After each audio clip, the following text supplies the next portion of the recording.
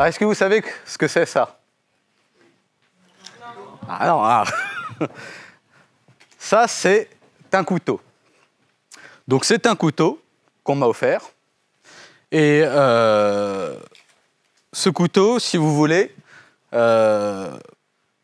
n'est pas très pratique parce que le cran d'arrêt saute tout le temps et je me coupe tout le temps les doigts avec quand je fais les profils de sol. Alors certes, il y a un petit centimètre que j'ai utilisé 1 ou 2 fois dans toute la vie que j'ai eue avec ce couteau, donc ce n'est pas très utile. Alors qu'est-ce qu'il a de particulier ce couteau? Ce couteau, il n'a rien de particulier. Et si vous voulez, il est un peu hors sujet par rapport à ce que je vais vous raconter par la suite. Et là où je veux en venir, c'est que quand on parle d'agriculture de conservation, et encore plus quand on parle d'agriculture de conservation bio, souvent, comme ce couteau, on est hors sujet. On se concentre beaucoup sur le travail du sol. Et le sujet, il peut être là, mais il n'est pas fondamentalement là. C'est-à-dire, la question, ce n'est pas de savoir si je supprime le labour. La question, c'est de savoir comment je produis 40 quintaux par hectare sans intrants, sans apport organique, là où habituellement les agriculteurs biologiques produisent 40 quintaux par hectare avec 3 tonnes de fiente.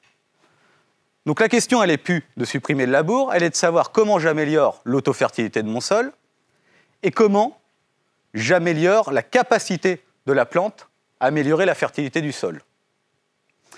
Et une fois qu'on s'est reposé ces questions-là, on ne cherche plus à faire toujours les éternels essais, labour, non-labour, technique culturelle simplifiée, technique culturelle très simplifiée. C'est plus là le sujet. C'est plus essentiellement le travail du sol. La question, c'est plutôt de savoir comment je change fondamentalement le système. C'est-à-dire comment je casse les codes de l'agriculture biologique. Les agriculteurs biologiques, la majorité, quand on leur dit de passer en bio, on leur donne des codes, des références, des choses bien cadrées pour pas qu'ils se plantent.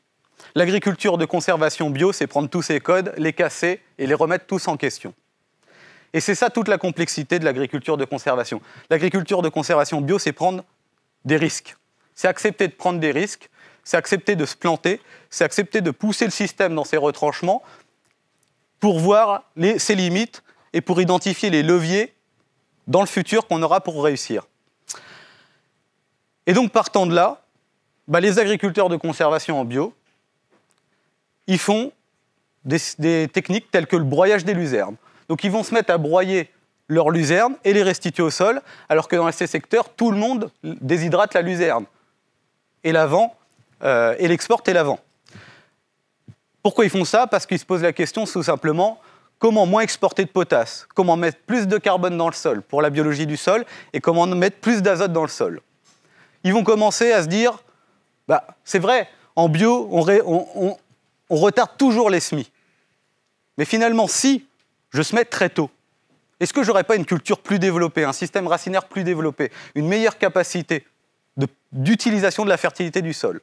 Et ils vont se poser des questions comme, finalement, si j'ai de la luzerne qui a poussé dans du blé, est-ce que c'est une mauvaise chose? Est-ce que ce n'est pas mes techniques de récolte que je dois adapter, au lieu de déchaumer 2, 3, 4 fois pour essayer de détruire les repousses de luzerne et de ne pas en avoir dans le blé?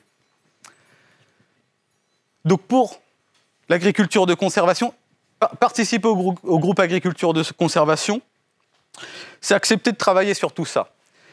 Et la règle qu'on se fixe pour travailler dans ce groupe, c'est si on adhère à ce groupe, on expérimente.